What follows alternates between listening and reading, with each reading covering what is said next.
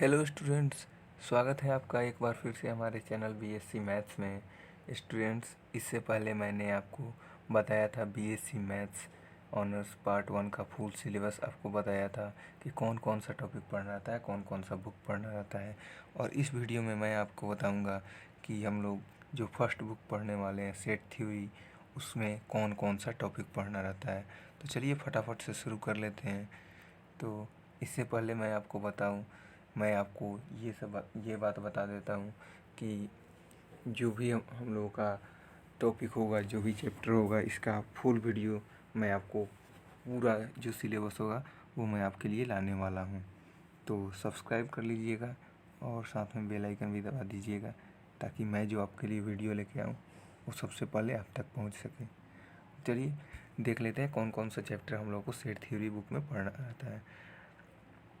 सबसे पहला जो हम लोग को चैप्टर पढ़ना रहता है उसका नाम है basic concept of set. Set के बारे में कुछ बेसिक कॉन्सेप्ट जिसमें हम लोगों को पढ़ना रहता है। वहीं what is set, types of set. उसके बाद फिर इधर हम लोगों को पढ़ना रहता है power set, equality of set. यही सब जो हम लोग 11th-12th में पढ़े थे। सिर्फ हम लोग को एक दो चीज़ ज़्यादा पढ़ना होता है, जिस जो टॉपिक है फैमिली ऑफ सेट्स और indexed family of set.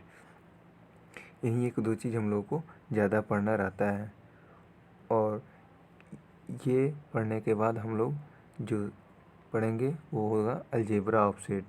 Algebra of set में बेसिकली हम लोग को क्या पढ़ना होता है, यूनियन, इंटरसेक्शन वगैरह, वो फिर से वेन डायग्राम, ये सब जो हम लोग 11th-12th में पढ़े थे वही पढ़ना होता है। उसमें भी एक दो टॉपिक जो है हम लोगों को बढ़ा के दिया है, लेकिन वो भी यूनियन इंटरसेक्शन के भीतर ही आता है, तो वो तो हम लोग पढ़ेंगे। उसके बाद हम लोग का टॉपिक है कार्टेशियन प्रोडक्ट ऑफ सेट्स। तो इसमें हम लोग को पढ़ना होता है कार्टेशियन प्रोडक्ट के बारे में, ए क्रॉस बी, ये सब इस सब के बारे में। उसके बाद हम लोग को उसमें पढ़ना होता है plane as a Cartesian product और Cartesian product in general form. ये टॉपिक हम लोगों को इस चैप्टर में पढ़ना होता है।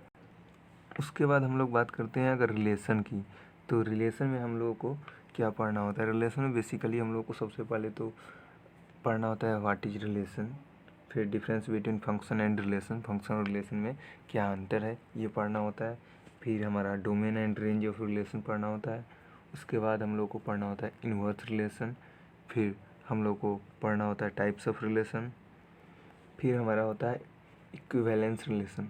उसके बाद जो हम लोग का रिलेशन में होता है कुछ नया टॉपिक सब आता है, जैसे कि है कॉन्ग्रुएंस मोडुलो एन। उसके बाद जनरल थ्योरम। फिर हम लोग का आता है इक्विवेलेंस क्लास। उसके बाद कॉन्ग्रुएंस मोडुलो 5। ये सब मतलब हम लोग का कुछ टॉपिक आता है जो कि ज़्यादा होता है। उसके बाद हम लोग को फिर रिलेशन में ही पढ़ना होता है पार्टीशन ऑफ सेट। उसके बाद इक्विवेलेंस क्लास मोडुलो एन। उसके बाद प्रॉपर्टीज ऑफ इक्विवेलेंस क्लास, ये सब fundamental theorem on equivalence class. उसके बाद हम लोग का रिलेशन जो होता है एक दो टॉपिक उसमें और पढ़ना होता है, जो कि है relation induced by partition of set, और उसके बाद जो partition induced by equivalence relation, ये सब हम लोग को रिलेशन में पढ़ना होता है। उसके बाद हम लोग का आता है फंक्शन। तो फंक्शन में मैं आपको बता दूं कि बेसिकली हम लोग को अब रिलेशन में ही मतलब और आगे पढ़ना होता है, जो कि हम लोग का कुछ आगे तक टॉपिक जाता है, जो कि है हम लोग का partial order relation, total order relation. ये सब बहुत इंपॉर्टेंट होता है, जो कि मतलब 11th-12th में नहीं रहता है, लेकिन हम लोग को जो बीएससी मैथ्स में हम लोग एडमिशन करवाते हैं किसी भी चीज़ से, तो ग्रेजुएशन में ऑनर्स से, मैथ्स ऑनर्स से या फिर जनरल जो भी आप लेते हैं तो उसमें आ जाता है। उसके बाद हो जाता है हमारा ये, फिर एग्जाम्पल वगैरह कुछ आ जाता है। उसके बाद लिस्ट एलिमेंट, ग्रेटेस्ट एलिमेंट, फिर आता है maximal and minimal element of A partially ordered set. फिर अपर बाउंड, लोअर बाउंड, सुपीरियम, इन्फिनियम जिसको बोला जाता है। उसके बाद हम लोग का आता है लेटिस। उसके बाद हम लोग का क्या आता है ऑर्डर कंप्लीटनेस, एक्जियंस।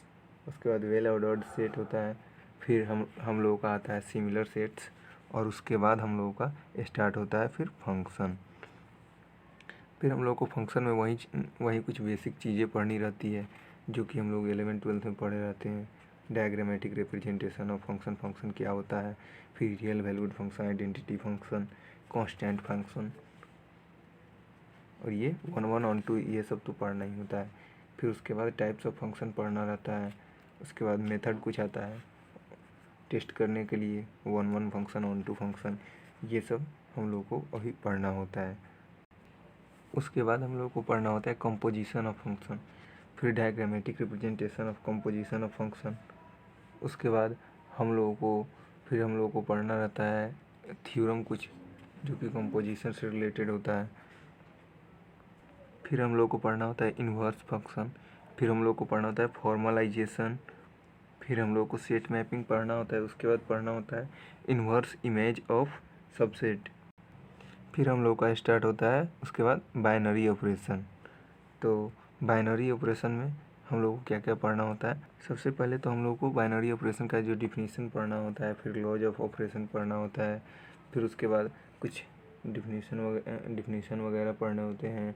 उसके बाद कुछ uniqueness of theorem of identity और इन्वर्स एलिमेंट, मतलब ये सब जो कुछ थ्योरम होते हैं हम लोग को प्रूफ करना होता है। उसके बाद हम लोग को पढ़ना होता है काउंटेबिलिटी ऑफ सेट्स, जिसमें हम लोग को पढ़ना रहता है काउंटेबल सेट्स और नॉन काउंटेबल सेट्स, और उससे रिलेटेड कुछ थ्योरम होते हैं, एग्जाम्पल होते हैं, और उसके बाद काउंटेबिलिटी ऑफ सेट्स भी हमारा ख़त्म हो जाता है।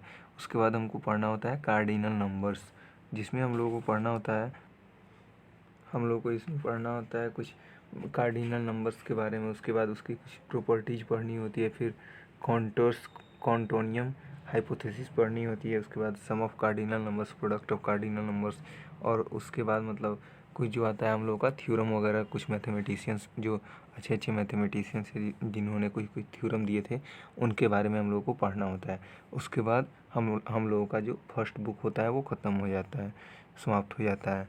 तो इसमें मैं आपको इसके बाद वाले जो लेक्चर होगा उसमें मैं आपको स्टार्ट करने वाला हूँ basic concept of sets. Basic concept of set को मैं स्टार्ट करने वाला हूँ। तो अगर आपने 11th-12th में अच्छे से नहीं पढ़ा होगा फिर भी कोई बात नहीं, मैं शुरू से एकदम बेसिक से पढ़ाने वाला हूँ। सो जो इसके बाद वाला वीडियो आएगा उसको देखना ना भूलें। तो थैंक्स फॉर वाचिंग। अगर सब्सक्राइब नहीं किया तो सब्सक्राइब कर लो, और हाँ, लाइक का बटन ज़रूर दबा देना। चलिए, थैंक्स फॉर वाचिंग।